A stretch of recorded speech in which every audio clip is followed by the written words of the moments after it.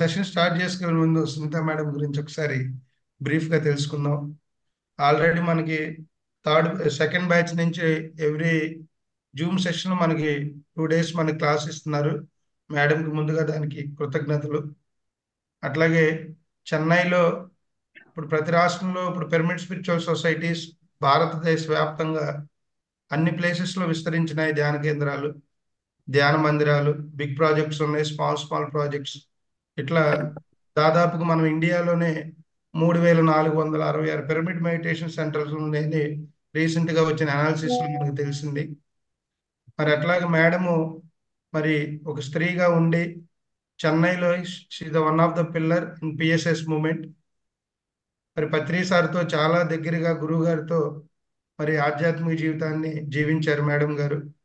మరి చెన్నైలో ఎన్నో అద్భుతమైన కార్యక్రమాలు చేస్తూ ఉన్నారు. అట్లాగే పిరమిడ్ వ్యాలీ ఇంటర్నేషనల్, మరి నార్త్లో కానీ సౌత్లో కానీ భారతదేశమే కాకుండా ఇతర దేశాలు సింగపూర్, మలేషియాలో కూడా విస్తృతంగా ధ్యాన ప్రచారం చేస్తూ ఉన్నారు.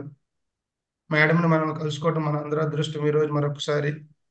ఎందుకంటే గ్రేట్ మాస్టర్స్ ఎప్పుడూ బిజీగా ఉంటారు. మనం ఎప్పుడు అడిగినా కూడా కాదు అనకుండా మనకి ఈ జ్ఞానాన్ని పంచడానికి మనకు అవకాశం ఇస్తున్నందుకు సునీత జగదీష్ మేడం ఒకసారి మరొకసారి పాదాభివందనాలు తెలియజేసుకుంటూ మనం ఈరోజు సెషన్ స్టార్ట్ చేసుకుందాం. మై డియర్ ఫ్రెండ్స్, అమ్మా థ్యాంక్ యూ అమ్మా.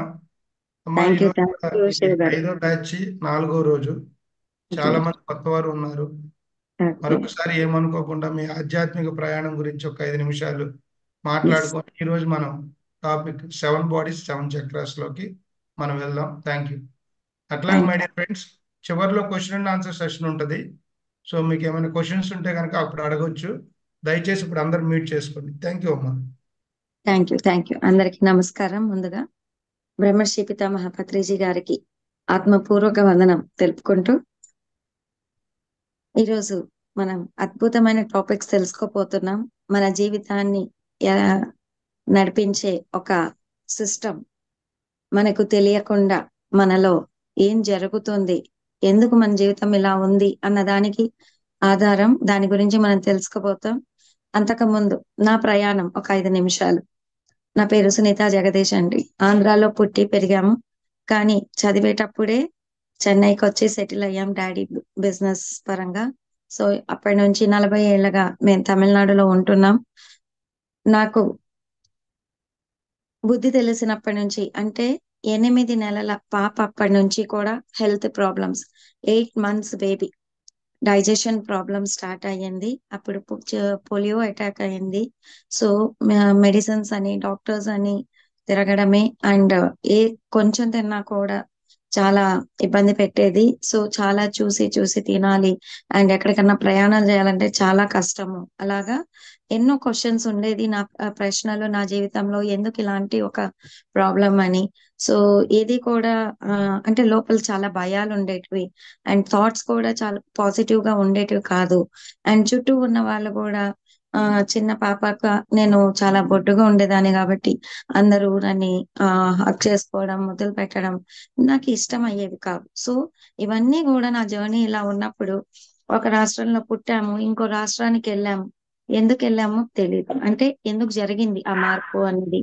సో ఏ భాష పూర్తిగా రాదు, అట్లా తెలుగు సరిగా రాదు, అట్లా హిందీ పూర్తిగా రాదు. ఎందుకంటే హిందీ చదివాను తమిళనాడుకి వెళ్ళాక. కానీ ఒక హాబీ లాగా తమిళ అక్షరాలు అయితే నేర్చుకున్నాను.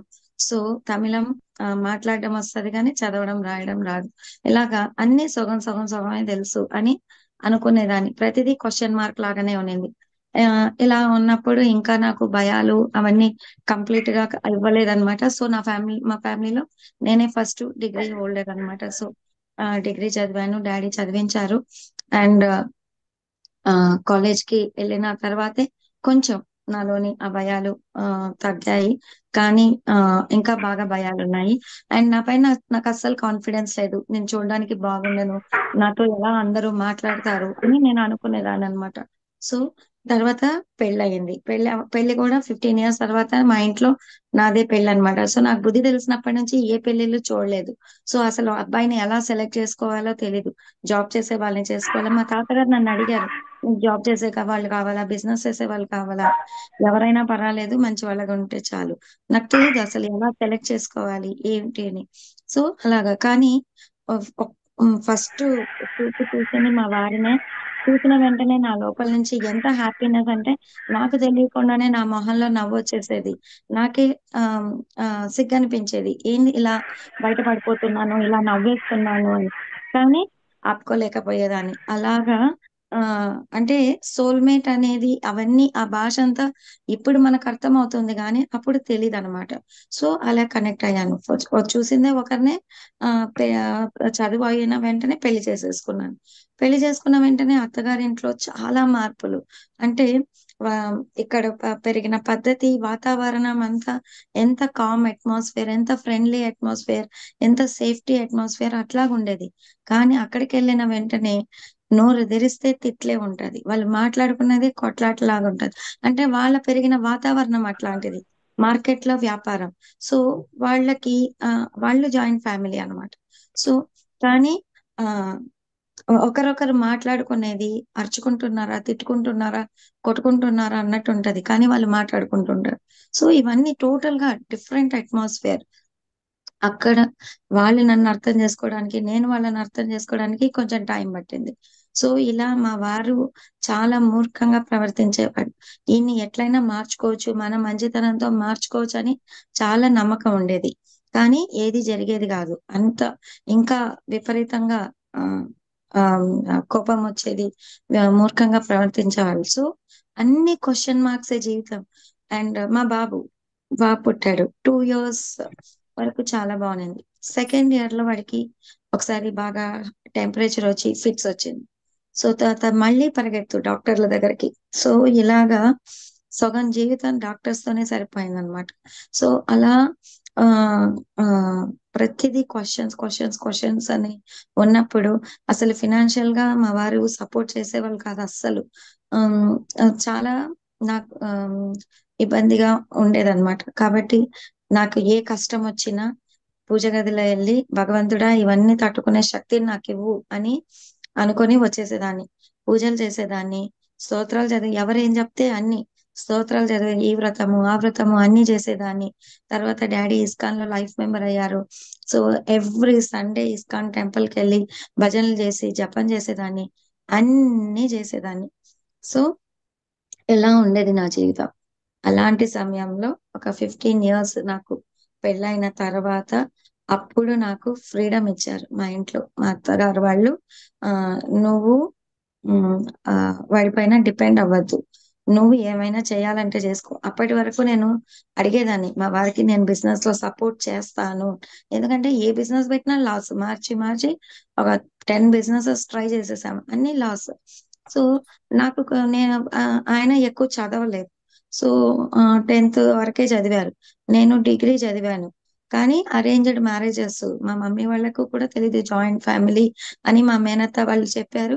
సరే అని అనేసారు. అలాగా సో, మనకి మన జీవితంలో జరిగే ఏవి కూడా మనకు తెలియదు.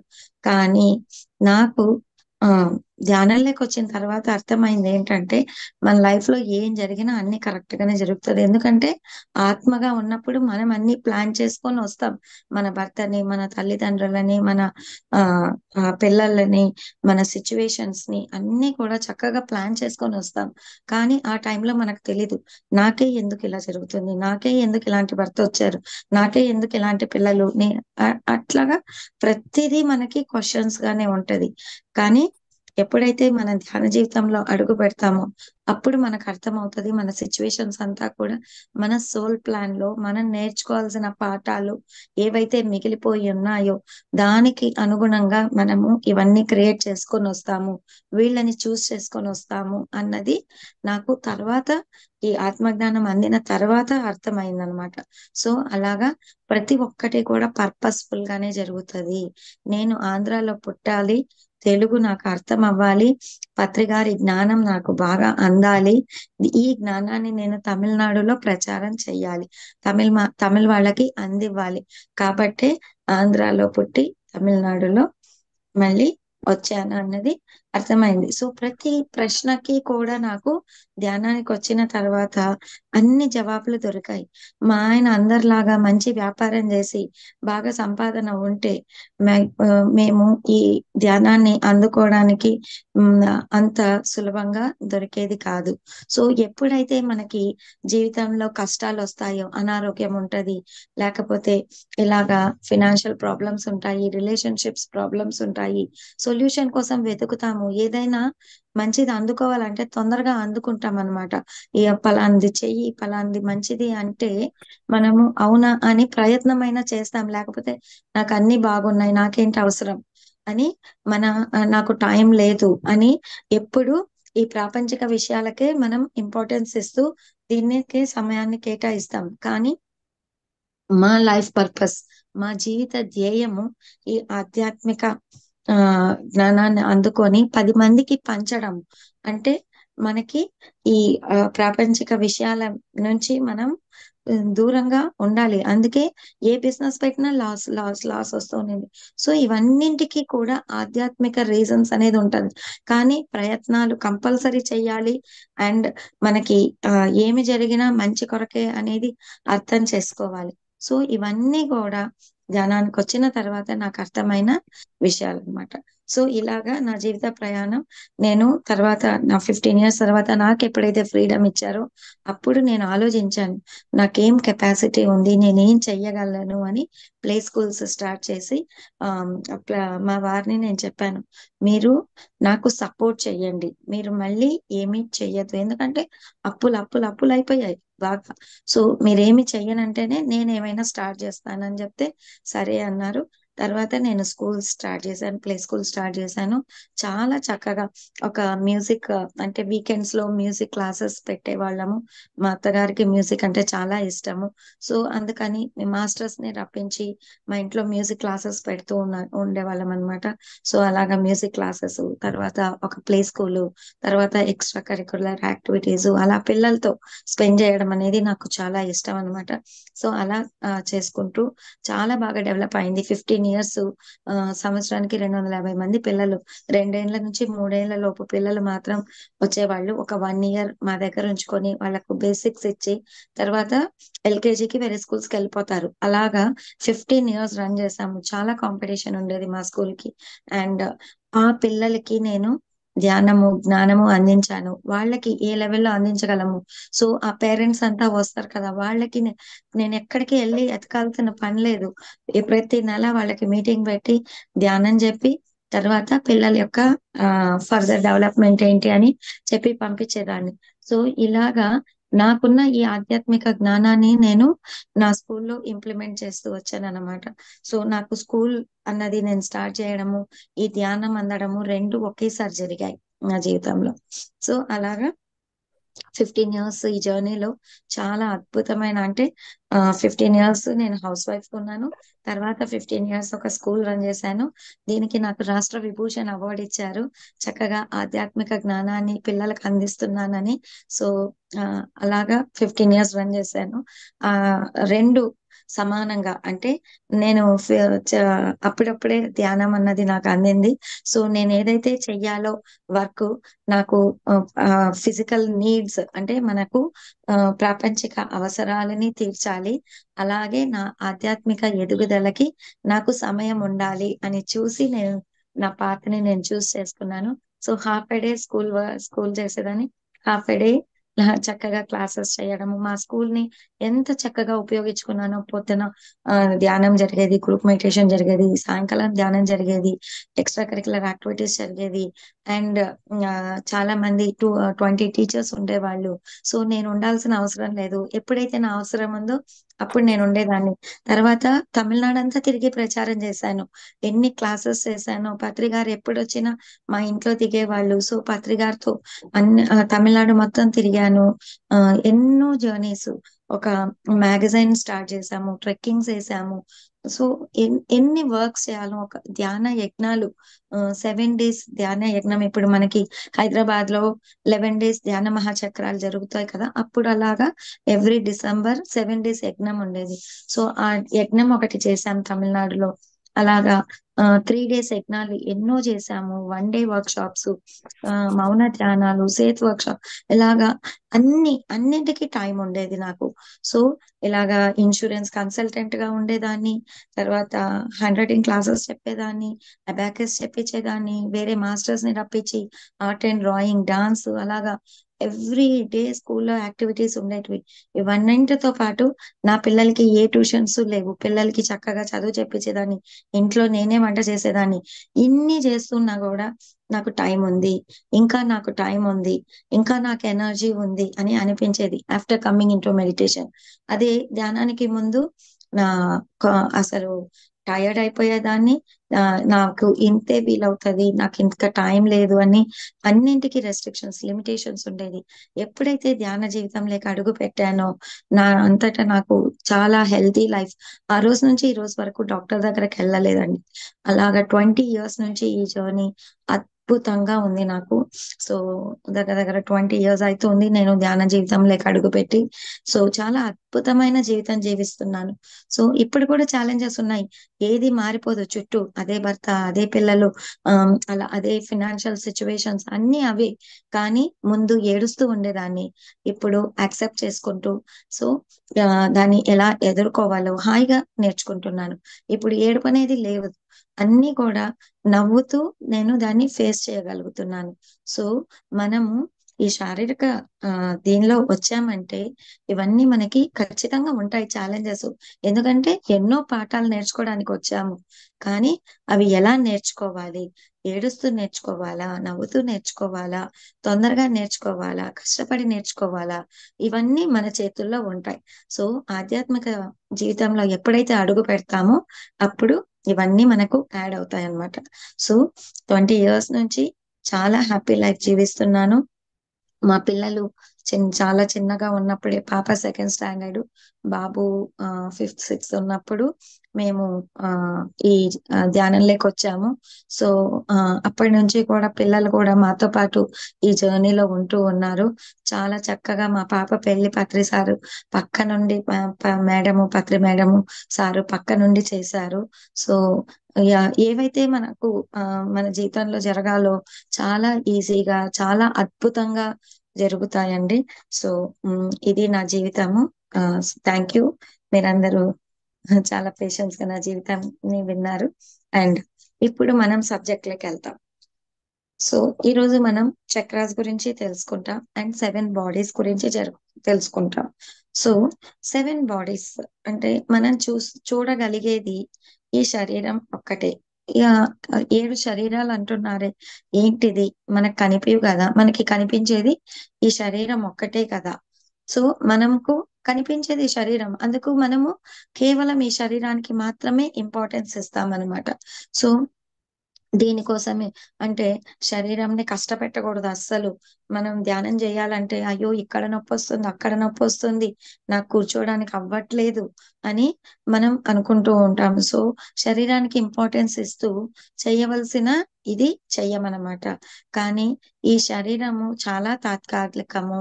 మనము ఈ భూమి పైన ఉండడానికి ఈ శరీరం ఆధారం కాబట్టి ఈ శరీరం తీసుకొని వచ్చాము, కానీ మనము శరీరము కాదు. సో మనము ఆత్మ స్వరూపలము. మొట్టమొదటి పాఠము ఆధ్యాత్మిక జీవితంలో మనం తెలుసుకోవాల్సింది, మనం ఆత్మ స్వరూపలము అని.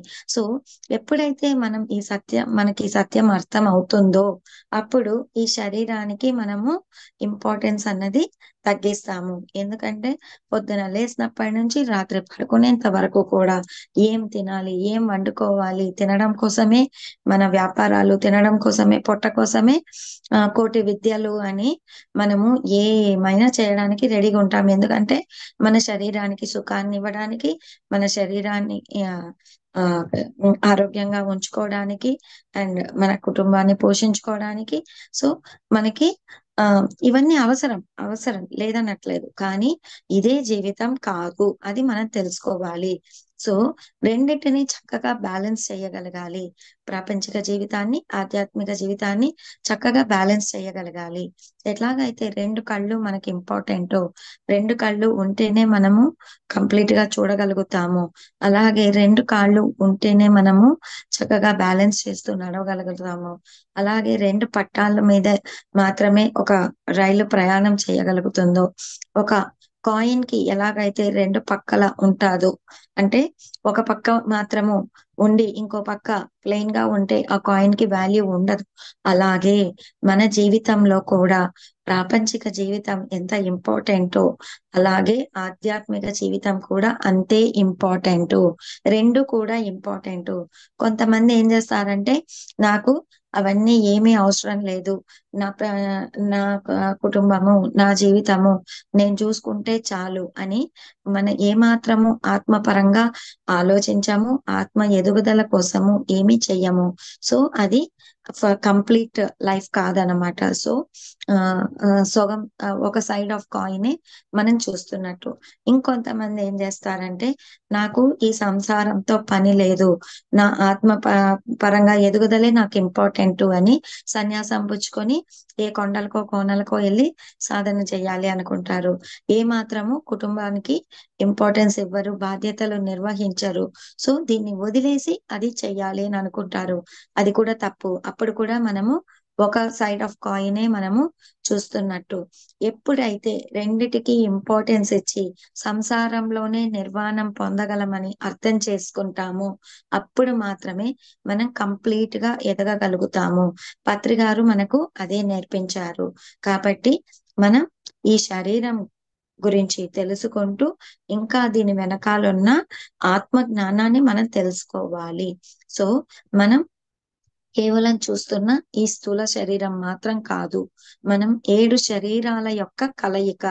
ఈ ఇవన్నింటి గురించి కూడా తెలుసుకొని ఈ శరీరాల ద్వారా నుంచి పొందాల్సిన జ్ఞానాన్ని కూడా పొంది ఆ శరీరాన్ని కూడా ఎక్స్పీరియన్స్ అయినప్పుడే, అంటే ఈ 7 శరీరాలని మనము అనుభవంలోకి తెచ్చుకున్నప్పుడే మన జీవితము పరిపూర్ణమవుతది, కంప్లీట్ అవుతది. సో ముందుగా మనం ఈ 7 శరీరాల యొక్క పేర్లు తెలుసుకుంటాం. ఆ తర్వాత మనము దాని యొక్క జ్ఞానాన్ని తెలుసుకుంటాం. So first the physical body, అంటే ఈ స్థూల శరీరము, దాన్ని అన్నమయ కోశము అని అంటాం అనమాట. సో అన్నమయ కోశం అంటే తర్వాత వచ్చేది ఎథరిక్ బాడీ, ప్రాణమయ కోశం. ఆ తర్వాత వచ్చేది ఆస్ట్రల్ బాడీ, అంటే మనకి మనోమయ కోశం అని అంటాం అన్నమాట తెలుగులో. సో కాజల్ బాడీ అంటే కారణమయ శరీరము. తర్వాత సుప్రా కాజల్ బాడీ అంటే విజ్ఞానమయ కోశము. ఆ తర్వాత కాస్మిక్ బాడీ అంటే ఆనందమయ కోశము. తర్వాత నిర్వాణిక్ బాడీ, అది మనము నిర్వాణమయ కోశము అని, అంటే కోశము అంటే శరీరము అని అర్థం అన్నమాట. సో అన్నమయ కోశము, ప్రాణమయ కోశము, మనోమయ కోశము, కారణమయ కోశము అండ్ విజ్ఞానమయ కోశము, ఆనందమయ కోశము అండ్ నిర్వాణ కోశము. సో ఆ ఈ ఈ కోశాలని మనం అనుభవంలోకి తెచ్చుకోవాలి ఒకే జన్మలో. అంటే ఒక్కొక్క శరీరాన్ని ఒక్కొక్క జన్మలో తెలుసుకోవడానికి లేదు. సో పుట్టేటప్పుడు మనం ఈ ఫిజికల్ బాడీ ఒక్కటే తెలుస్తది. కానీ ఎదగగా ఎదగగా మనం ఒక్కొక్క శరీరాన్ని మనము అర్థం చేసుకోవాలి. సో ఫస్ట్ ఈ ఆ, స్థూల శరీరం అన్నమాట. స్థూల శరీరం అంటే అన్నమయ కోశం, అంటే ఇది మనము తినే ఆహారంతో ద్వారా దీన్ని అంటే పంచభూతాల ద్వారా నిర్మించబడిన ఈ శరీరము. ఈ శరీరానికి మనము ఎదగడం కోసం ఆహారం అన్నది ఇస్తాము. సో ఎప్పుడైతే మనము ఆ, ఈ ఈ శరీరానికి ముఖ్యత్వం ఇస్తామో, కేవలం ఆహారము నిద్ర అన్న దానికి మాత్రమే ముఖ్యత్వం ఇస్తూ దాని గురించి మాత్రమే ఆలోచిస్తూ ఉంటాము. కానీ మన ఈ శరీరము హెల్తీగా ఉండాలి అంటే, ఆరోగ్యంగా ఉండాలి అంటే మనము ఒక ఎనర్జీ సిస్టమ్ అనేది మనం అర్థం చేసుకోవాలి. ప్రాణమయ కోశం మనము అనేది అర్థం చేసుకోవాలి. ఈ ప్రాణమయ కోశం అంటే ఏంటి అంటే ఎథరిక్ బాడీ అని అంటారనమాట. ఎథరిక్ బాడీ అంటే ఎనర్జీ బాడీ అన్నమాట. అంటే మన ఆ దేహంలో 72,000 నాడులు ఉంటాయి. ఆ 72,000 నాడులు కూడా బ్రహ్మరంధ్రానికి అటాచ్ అయ్యి ఉంటాయి. ఈ శరీరము మన శరీరానికి బయట ఉంటది. శరీరం లోపల ఉండదు. సో శరీరానికి బయట ఉంటది. సో ఎవరికైతే ఈ ఎథరిక్ బాడీలో ఎనర్జీ చాలా తక్కువ ఉంటదో అది శరీరానికి అతుక్కున్నట్టు చాలా దగ్గరగా ఉంటది. ఈ ఎథరిక్ బాడీలో ఎనర్జీ మనం పెంచుకుంటూ ఉంటే అంటే ఈ నాడిల్లో శక్తిని నింపుకుంటూ ఉంటే ఆ ఎథరిక్ బాడీ పెద్దదవుతూ ఉంటదన్నమాట. సో మనకి ఒక్కొక్కసారి ధ్యానం చేసేటప్పుడు మన శరీరం పెద్దగా అయినట్టు మనకు అనిపిస్తూ ఉంటది. సో అదేంటి అంటే మన ఎథరిక్ బాడీ అన్నమాట. సో మనకి ఎప్పుడైతే ఎథరిక్ బాడీ చాలా పల్చగా అంటే ఎనర్జీ లేకుండా ఉంటదో చాలా తొందరగా మనము అన్నింటినీ అట్రాక్ట్ చేసేస్తాం. భయాలని కానీ, రోగాలని కానీ అన్నింటినీ అట్రాక్ట్ చేసేస్తూ ఉంటాం అన్నమాట. ఎప్పుడైతే దీని ఎనర్జీ ఫిల్ చేసుకొని దాన్ని మనము పెద్ద చేసుకుంటూ ఉంటామో మనకి ఒక ఆరా లాగా అది ప్రొటెక్ట్ చేస్తూ ఉంటది. సో కాబట్టి మనం ఎనర్జీని నింపుకుంటూ ఉండాలి ఆ బాడీని. ఎట్లాగైతే ఫోన్ ని చార్జ్ చేసుకుంటూ ఉంటామో అలాగా మన ఎనర్జీ బాడీని రోజు మనము ఎనర్జీతో ఫిల్ చేసుకుంటూ ఉండాలి. దీనిలో ఎలా ఎనర్జీ ఫిల్ అవుతది అంటే ఒకటి గాఢ నిద్రలో ఫిల్ అవుతది. ఇంకొకటి ధ్యానం ద్వారా మనం ఫిల్ చేసుకోవచ్చు. సో గాఢ నిద్రలో మనం తీసుకునే ఎనర్జీ చాలా లిమిట్ గా ఉంటది. ఎందుకంటే గాఢ నిద్ర అన్నది ఏ గంట 2 గంటలో మాత్రమే ఉంటది. అంటే మన శరీరాన్ని మనసుని అదమర్చి గాఢ నిద్రలోకి మనము వెళ్ళాలన్నమాట. అందుకే మనకి 6 గంటల సేపు నిద్రపోవడం అనేది ఒక గిఫ్ట్ గా మనకి వచ్చేటప్పుడే మనం తీసుకొని వచ్చాము. ఎందుకంటే ఈ ఎనర్జీని రిసీవ్ చేసుకోవాలి కాబట్టి. కానీ 6 గంటల సేపు అదమర్చి ఎక్కడ నిద్రపోతున్నాం మనం? ఇప్పుడు నిద్రపోవట్లేదు అసలు. కాబట్టి ఎనర్జీ ల్యాకింగ్ ఉంది. అదేలాగా ఈ ఎథరిక్ బాడీలో మన ఆ ఆ కర్మల యొక్క దీనంతా కూడా ఈ ఎనర్జీ బ్లాక్ లో తీసుకొని వస్తాం. అంటే ఎన్నో జన్మల్లో ఎన్నో కర్మలు మనం చేసుంటాం. ఆ కర్మలన్నీ కూడా బ్లాక్స్ లాగా అంటే ఏవైతే మనం ఈ జన్మలో అనుభవించాలి అని మనం అనుకుని కొన్ని ఆ ఆ పాపకర్మలు, కొన్ని పుణ్యకర్మలు అన్నింటినీ కూడా మనం తీసుకొని వస్తాం. ఎందుకంటే ఇది కర్మ భూమి. ఏ కర్మ బ్యాలెన్స్ లేకుండా ఈ భూమి మీద మనము జన్మ తీసుకోవడానికి, శరీరంగా జన్మ తీసుకోవడానికి ఉండదన్నమాట. సో కర్మ ఫలం ఉంటేనే పాపకర్మ అయినా కానీ, పుణ్యకర్మ అయినా కానీ, ఏదైనా కానీ మళ్ళీ దాన్ని కంప్లీట్ గా అనుభవించాల్సిందే. సో ఈ కర్మ ఫలం అన్నది లేకుండా శరీరం తీసుకోలేమన్నమాట ఈ భూమి మీద. కాబట్టి ఈ కర్మలు కూడా మనకి హెల్ప్ చేస్తున్నాయి భూమి మీద నేర్చుకోవడానికి. సో కాబట్టి ఈ కర్మలన్నీ కూడా బ్లాక్స్ లాగా ఈ ఎనర్జీ సిస్టమ్ లో ఉంటాయి అన్నమాట మనకి. సో అవి మనం క్లియర్ చేసుకోవాలి. మనకు ఈ జన్మలో మనం చేసే కర్మల ద్వారా కానీ ఎన్నో జన్మల నుంచి చేసుకున్న ఆ కర్మలు కానీ మనం తెచ్చుకున్నవి ఈ ఎనర్జీ సిస్టమ్ లో బ్లాక్స్ లాగా ఏర్పడి ఉంటాయి. అందుకే మనం తీసుకునే బ్రహ్మరంధ్రం ద్వారా తీసుకునే ఆ విశ్వశక్తి పరిపూర్ణంగా మన శరీరంలోకి ప్రవేశించదు. కాబట్టి అడ్డుకుంటది అన్నమాట. అప్పుడు ఎనర్జీ లాక్ అయ్యి ఆ ఎనర్జీ బాడీ అనేది వీక్ అవుతది. అప్పుడు మనకి అనారోగ్యాలు అన్నవి వస్తాయి. అనారోగ్యం వచ్చినప్పుడు మనము మాత్రలో మందులో తీసుకుంటే శరీరంకున్న నొప్పి, శరీరంకున్న గాయము నయం అవుతాయి. కానీ ఈ ఎనర్జీ సిస్టమ్ ని సరి చెయ్యవు. మాత్రలు మందులకి శరీరాన్ని దాటి ఏ జ్ఞానము తెలీదు డాక్టర్స్ కి కానీ ఎవ్వరికి కూడా ఈ ఈ కనిపించే శరీరం వరకే వాళ్ళు ఏమైనా చెయ్యగలరు కానీ ఎనర్జీ సిస్టమ్ వరకు వాళ్ళు వెళ్ళలేరు. సో మనము వేర్లని సరిచేయకుండా మనమి ఆ ఏ ఫలాలని పొందలేము. కాబట్టి మన ఎనర్జీ సిస్టమ్ అనేది రూట్ సిస్టమ్. దాన్ని మనం సెర్చ్ చేయాలి. దాన్ని సెర్చ్ చేసి దానిలో ఎనర్జీ ఫిల్ చేసుకుంటే మాత్రమే పరిపూర్ణంగా మనం ఆరోగ్యంగా ఉండగలము. లేదంటే ఈ రోజు బాగవుతది, మళ్ళీ రేపు వస్తది. సో మనము కంప్లీట్ గా ఆరోగ్యంగా ఉండాలి, ఈ అనారోగ్యాలని అట్రాక్ట్ అవ్వకూడదు అంటే మనము ఖచ్చితంగా ధ్యానం చెయ్యాలి. ధ్యానం ద్వారా మాత్రమే మనము అనంతమైన విశ్వశక్తిని మనలోకి తీసుకోవచ్చు. ఈ ఎనర్జీ బాడీని మనము చక్కబెట్టుకోవచ్చు. శైలజ ఒక్క నిమిషం. శైలజ చెవులో ఇది పెట్టుకున్న చూడు వచ్చేటట్టు చేయి. ఎవరో మ్యూట్ చేసుకోలేదండి, ఛార్జింగ్ లేదు పెడతా. ప్లీజ్ మ్యూట్ చేసుకోండి. ఎవరో మాట్లాడుతున్నది వింటుంది. మంచిగా చెప్తాను. అందరూ మ్యూట్ చేసుకున్నారా లేదా అనేది చెక్ చేసుకోండి. ఓకే. సో ఈ ప్రాణమయ కోశం అన్నది మనకి చాలా చాలా ఇంపార్టెంట్ అన్నమాట.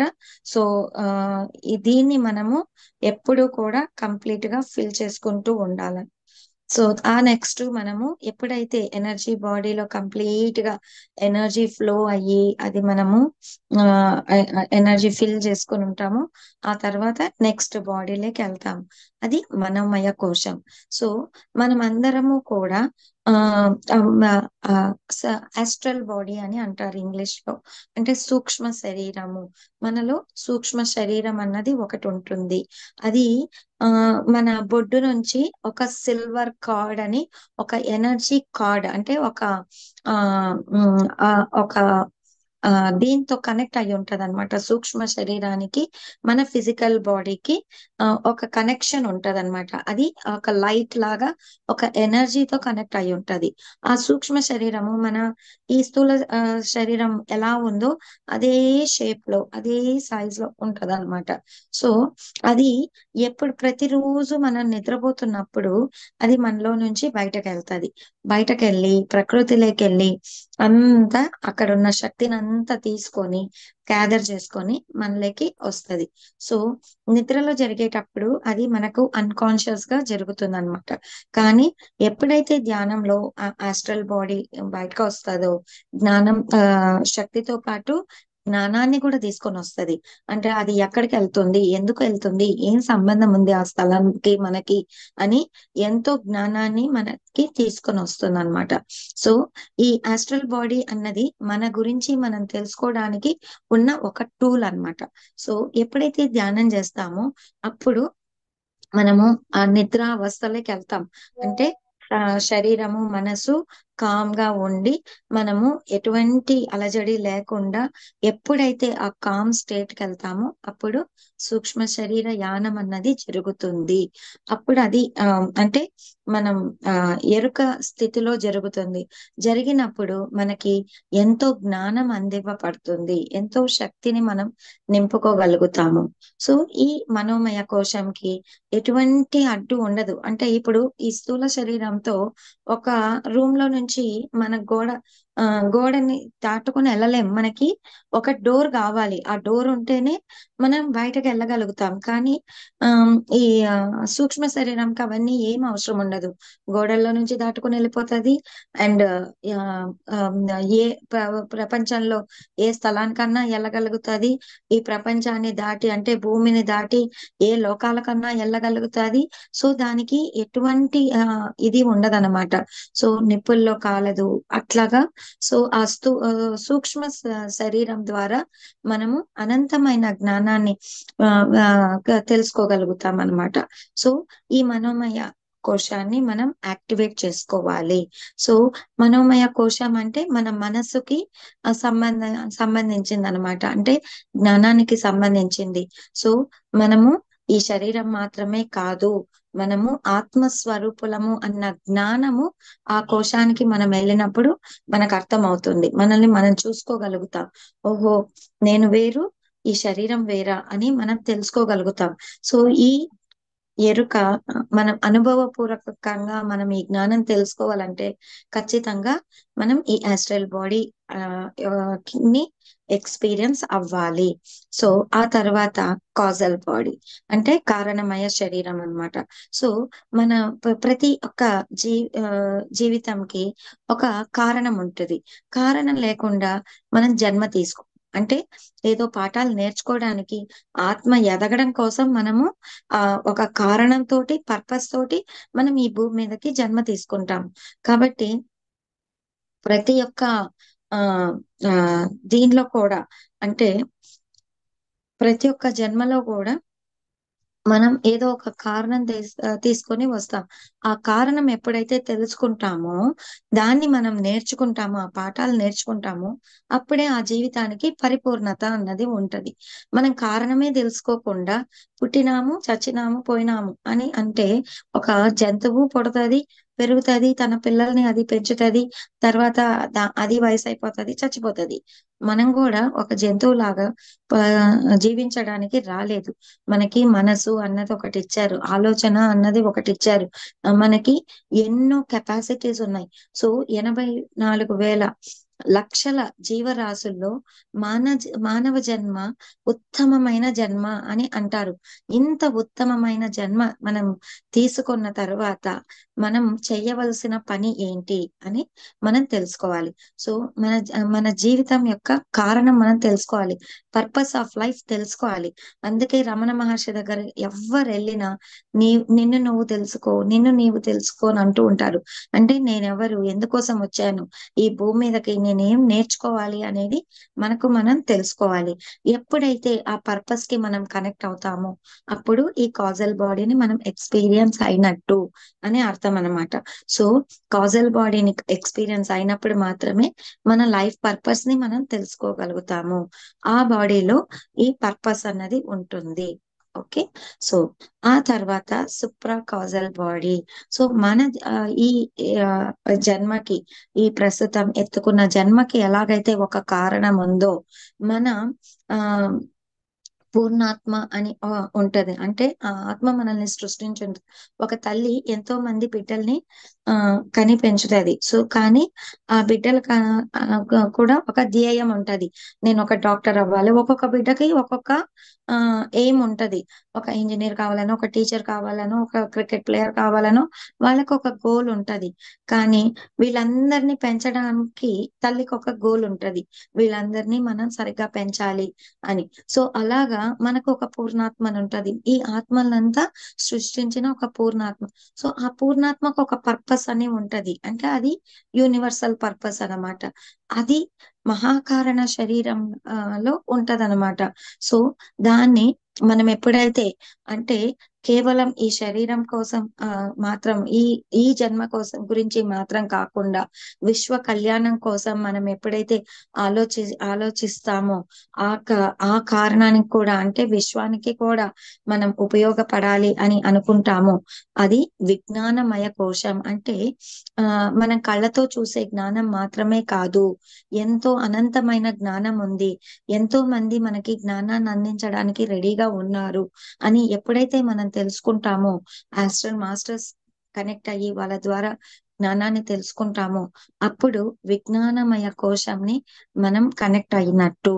సో మనం ఒక మన యొక్క పర్పస్ ఇంకా హయ్యర్ పర్పస్ తో కనెక్ట్ అవుతుంది అన్నమాట. సో అలాగా మన శరీరాలు అనంతంగా కనెక్ట్ అయి ఉంటాయి. ఆ తర్వాత ఈ ఈ శరీరాన్ని ఎప్పుడైతే మహాకారణం అని మనం కనెక్ట్ అవుతామో అప్పుడు కాస్మిక్ బాడీ ఆనందమయ కోశంకి మనం కనెక్ట్ అయి ఉంటాం అన్నమాట. ఈ ఆనందమయ కోశము ఎప్పుడైతే మనం టచ్ అవుతామో అప్పుడు మనం నిత్యం ఆనంద స్థితిలో ఉంటాము. అంటే సుఖము దుఃఖము అన్న స్థితి నుంచి ఆనందానికి మనం కనెక్ట్ అయి ఉంటాం అన్నమాట. సో అంటే ఏమున్నా లేకపోయినా ఆనందంగా ఉంటాం. మన చుట్టూ ఎవరున్నా లేకపోయినా మనం ఆనందంగా ఉంటాం. ఉంటాం. నేను చెప్పాను కదా, సిచ్యువేషన్స్ అవే, కానీ మనము హ్యాపీగా ఉంటాం, ఏడవము, ఏ దుఃఖము రాదు మనకు, ఏ భయము రాదు. సో అన్నింటిలో ఆనందం కనిపిస్తది మనకు. సో అంటే ఎప్పుడు ఆ ఆనందమయ స్థితిలో ఉంటాం. అలాంటి స్థితికి మనం వెళ్ళినప్పుడు మనం ఆ కాస్మిక్ బాడీకి కనెక్ట్ అయినట్టు అని అర్థం అన్నమాట. సో ఆనందమయ కోశంలో మనం ఉంటాం అన్నమాట. ఆ తర్వాత నిర్వాణిక్ బాడీ అంటే అది వన్నెస్ కాన్షియస్నెస్, ఏకత్వంలోకి తీసుకెళ్తుంది. అంతా ఒకటే, నాలో ఉన్నది, మీలో ఉన్నది, ఆ ఆ ప్రకృతిలో ఉన్నది, అన్ని జీవుల్లో ఉన్నది, అండ్ ఆ విశ్వంలో ఉన్నది. ఆ విశ్వం వేరు, నేను వేరు కాదు, నేనే అంతా అన్న ఒక జ్ఞానాన్ని మనం తెలుసుకుంటాము. సో ఇలాగా మనం ఈ 7 బాడీస్ ని కూడా ఒకే జన్మలో టచ్ అవ్వగలగాలి, అన్నింటిలో జీవించగలగాలి. మనము శారీరక పరంగా మనం పనులు చేస్తూ, మన ఆ ఆ జీవనాధారం కోసం మనం వర్క్ చేస్తూ, మనం బాధ్యతలను మనం నిర్వహిస్తూ, మనము ధ్యానం చేసి ఎనర్జీని నింపుకుంటూ, తర్వాత మనము ఎరుకలో ఉంటూ, మన కళల కళలలో వచ్చే జ్ఞానాన్ని ఆ మనం తెలుసుకుంటూ, అంటే కళల్లో కూడా ఆస్ట్రల్ ట్రావెల్ జరుగుతుంది కాబట్టి అక్కడ కూడా ఎరుకతో ఉన్నప్పుడు ఆ జ్ఞానాన్ని కూడా మనం తెలుసుకుంటాం. అలాగా మన మనోమయ కోశం ద్వారా మనము జ్ఞానాన్ని తెలుసుకుంటూ, మన జీవిత ధ్యేయాన్ని తెలుసుకొని దాని గురించి కూడా మనము వర్క్ చేస్తూ, తర్వాత హయ్యర్ పర్పస్ కి కనెక్ట్ అయ్యి నిరంతరం ఆనందంగా జీవిస్తూ మనం నిర్వాణమయ కోశంని టచ్ చేయాలి. అంటే అంతా ఒక్కటే అన్న ఏకత్వంలో జీవించాలి. శంకరాచార్యుల వారు అద్వైతం మనకి బోధించారు. అద్వైతం అంటే అంతా ఒకటే అన్న ద్వంద్వత్వంలో నుంచి ఏకత్వంలోకి మనం రావాలి. నువ్వు వేరు, నేను వేరు అన్న దీనిలో నుంచి అంతా ఒకటే అన్న స్థితిలోకి మనం రావాలి. సో ఇది ఈ 7 బాడీస్ యొక్క జ్ఞానం అన్నమాట. సో ఎప్పుడైతే మనము ఇలాంటి జ్ఞానాన్ని మనం తెలుసుకొని మన జీవితాన్ని మనం నిర్వహిస్తామో అప్పుడే మనం అంటే నిర్వాణం పొందగలుగుతాము. మళ్ళీ జన్మ తీసుకునే అవసరం రాదు. ఎందుకంటే భజగోవిందంలో ఏం చెప్పారండి శంకరాచార్యుల వారు? పునరపి జననం పునరపి మరణం, మళ్ళీ మళ్ళీ పుట్టాల్సిందే ఈ భూమి పైన అని చెప్పారు. ఎప్పుడైతే ఈ అద్వైత జ్ఞానాన్ని మనం తెలుసుకుంటామో ఆ తర్వాత మనం అలాగా జన్మలు తీసుకోవాల్సిన అవసరం లేదు. అప్పుడు కారణ జన్మలుగా పుడతాము, అవసరం ఉంటేనే పుడతాము. అంటే పత్రికారి లాగా ఒక అంటే హయ్యర్ పర్పస్ తో పుడతాం అన్నమాట. అంటే ఆయనకి ప్రపంచమంతా ధ్యానమయం అవ్వాలి, ప్రపంచమంతా శాకాహారులు అవ్వాలి అన్నది ఒక్కటే పర్పస్ ఆయనకి, వేరే పర్పస్ లేదు.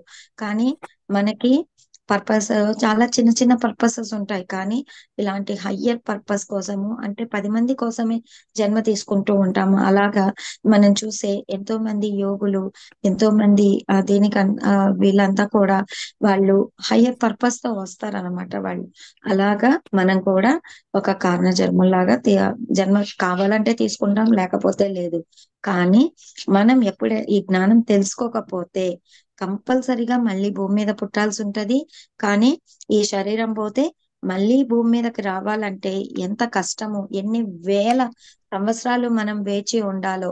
అంత తొందరగా శరీరం దొరకదు, అంత తొందరగా భూమి మీద రావడానికి అవకాశం దొరకదు. కాబట్టి మనము చాలా ఎరుకతో ఈ జన్మలోనే ఈ జ్ఞానాన్ని తెలుసుకోవాలి, దీన్ని కంప్లీట్ చేసుకోవాలి.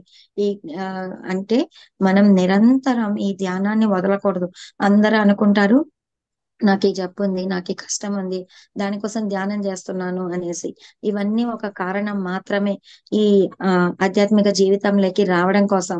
సో జబ్బు బాగా అయిపోతే వదిలేస్తారు చాలా మంది, కాదండి. సో మనకి గిఫ్ట్స్ లాగా ఇవి, ఈ అనారోగ్యాలు కానీ ఈ ఛాలెంజెస్ కానీ గిఫ్ట్స్ అన్నమాట. అప్పుడు మాత్రమే మనం ధ్యానాన్ని వెతుకుతాము, ధ్యానం చెయ్యాలి అని సీరియస్ గా తీసుకొని ప్రాక్టీస్ చేస్తాము. కానీ కారణం ఒకటైనా మనకి దొరికే ఇవి మాత్రము అనంతం అనంతం. సో మనం ఏ కారణం చేత కళ్ళు మూసుకొని శ్వాస మీద ధ్యాస పెట్టినా మనకు అన్ని దొరికిపోతాయి. సో ఈ 7 బాడీస్ ని ఎక్స్పీరియన్స్ అయిపోతాము, మన లైఫ్ పర్పస్ తెలుసుకుంటాము, హెల్త్ బాగా చేసుకుంటాము, రిలేషన్షిప్స్ బాగా అయిపోతాయి. అన్ని అన్ని ఒక్కటి కాదండి, ఇన్ని గిఫ్ట్స్ మనకి దొరుకుతాయి అన్నమాట. సో అలాగా మనకి చేయాల్సిన పని అయితే ఒక్కటే, మనం కళ్ళు మూసుకొని ధ్యానం చేయడం మాత్రమే. సో ఇది మనం అర్థం చేసుకోవాలి. తర్వాత చక్రాస్ గురించి మనం ఒక చిన్న ఇంట్రొడక్షన్ మాత్రం ఇచ్చుకుంటాం. ఎందుకంటే చక్రాస్ సెపరేట్ గా ఇంకొక రోజు మనం తెలుసుకుంటాము. ఈ రోజు సమయం అయిపోయింది. ఈ తక్కువ సమయంలో మనం దీని గురించి తెలుసుకోవద్దు. సో చక్రాస్ మళ్ళీ సెపరేట్ గా ఇంకొక క్లాస్ నేను చెప్తానండి. ఈ 7 చక్రాస్ గురించి కూడా మనం తెలుసుకోవాలి. ఈ చక్రాస్ అన్ని అలైన్డ్ గా ఉండాలి, అప్పుడే మన జీవితం చాలా అద్భుతంగా ఉంటుంది. సో చక్రాస్ గురించిన జ్ఞానం ఇంకొక రోజు నేను చెప్తాను. థ్యాంక్ యూ అండి. అందరికీ ఈ శరీరాల గురించి అర్థమయ్యింది అనుకుంటాను. ఏదైనా క్వశ్చన్స్ ఉంటే అడగచ్చు.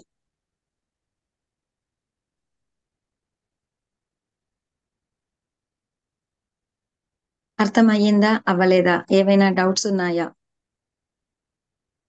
హలో, డౌట్స్ గుడ్ ఉంటే మార్నింగ్ మేడం. అడగండి. Good morning madam.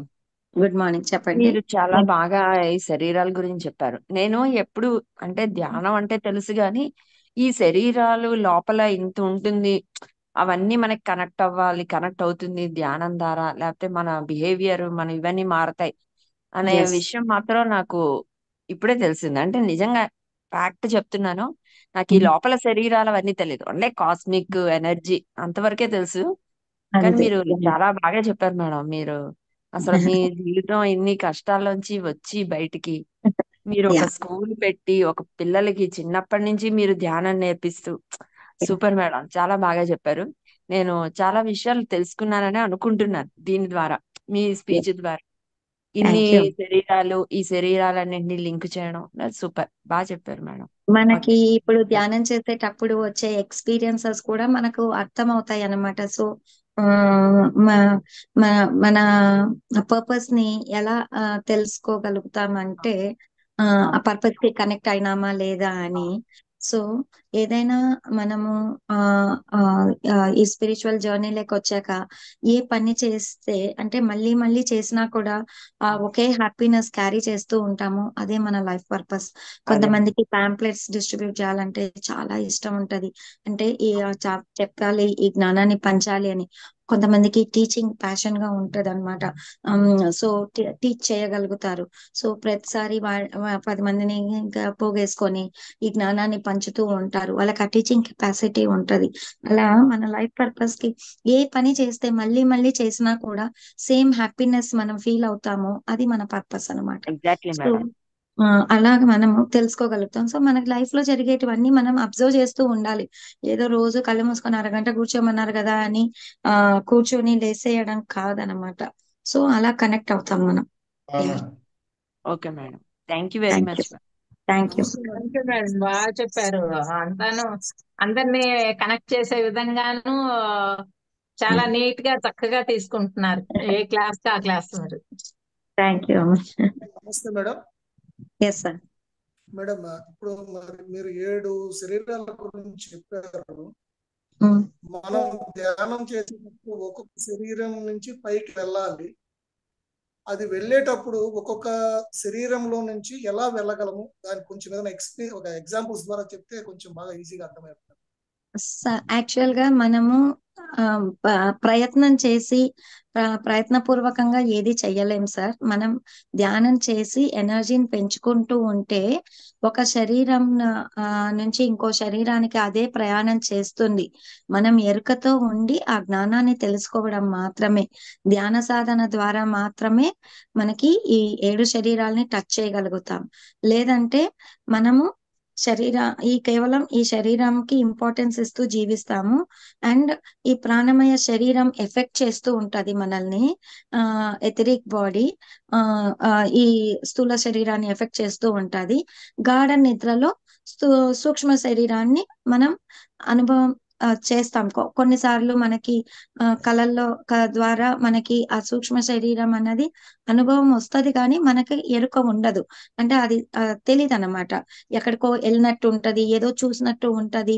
అంతే, అంతవరకే మనం ఇది చేయగలం. కానీ ధ్యాన సాధన లేకపోతే మిగతా బాడీస్ ని టచ్ చేసే అవకాశమే లేదు. కాబట్టి ధ్యానం చేయగా మన లైఫ్ పర్పస్ ని మనం తెలుసుకోగలుగుతాము. అలా దానంతట అదే జరుగుతుంది. మనం ప్రయత్నం చేసి మనం ఏమీ చేయలేం. అర్థం ఈ జ్ఞానాన్ని తెలుసుకోవాలి. ఈ జ్ఞానం మనకి ఇన్ఫర్మేషన్ ఉన్నప్పుడు అది ఎక్స్పీరియన్స్ అయినప్పుడు మనకు అర్థం అవుతుంది. అందుకు ఇన్ఫర్మేషన్ కావాలి ఫస్ట్ హ్యాండ్ లో. ఆ తర్వాత అనుభవం అన్నది దానంత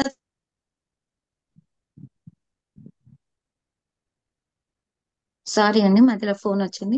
సో ఎక్స్పీరియన్స్ దానంతట అదే జరుగుతుంది. జరిగినప్పుడు మనకు అర్థం అవ్వడానికి ఈ information. Thank you madam, thank you. Thank you.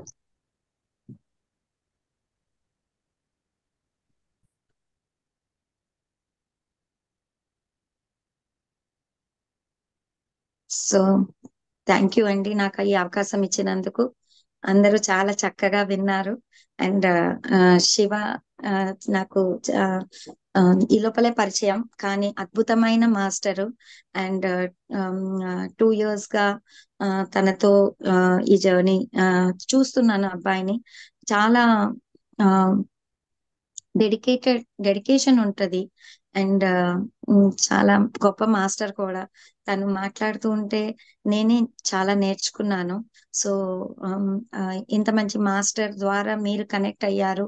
మీరందరూ కూడా ఈ సాధనలోకి వచ్చారు కాబట్టి మీ అందరి జర్నీ చాలా అద్భుతంగా ఉంటుంది. ఎంతో మంచి మంచి మాస్టర్స్ అంతా ఇన్వైట్ చేసి నిరంతరం ఈ ఈ జ్ఞానాన్ని పంచాలన్న దీనిలోనే ఉన్నారు. So thank you very much Shiva గారు. అండ్ మీలాంటి ఇన్స్పిరేషన్ కంగ్రాచులేషన్స్. మీలాంటి వాళ్ళ ద్వారా మేము ఇలా తయారయ్యాం. థ్యాంక్ యూ కన్నా. థ్యాంక్ యూ అమ్మా. Thank you. ఈరోజు సెషన్ మనకి ప్రతి సెషన్ లో కూడా మేడము మనకి 2 classes ఇవ్వటం అనేది జరిగింది. అందులో భాగంగా ఈరోజు ఒక సెషన్ అయిపోయింది. మళ్ళీ తర్వాత సెషన్ మనకి 4 days తర్వాత ఉంది. సో థ్యాంక్ యూ అమ్మా, thank you so much. Me valuable ఆ థ్యాంక్ యూ. జ్ఞానాన్ని ఇక్కడ వాళ్ళందరికీ పంచినందుకు మరొకసారి మీకు కృతజ్ఞతలు తెలియజేస్తున్నాం.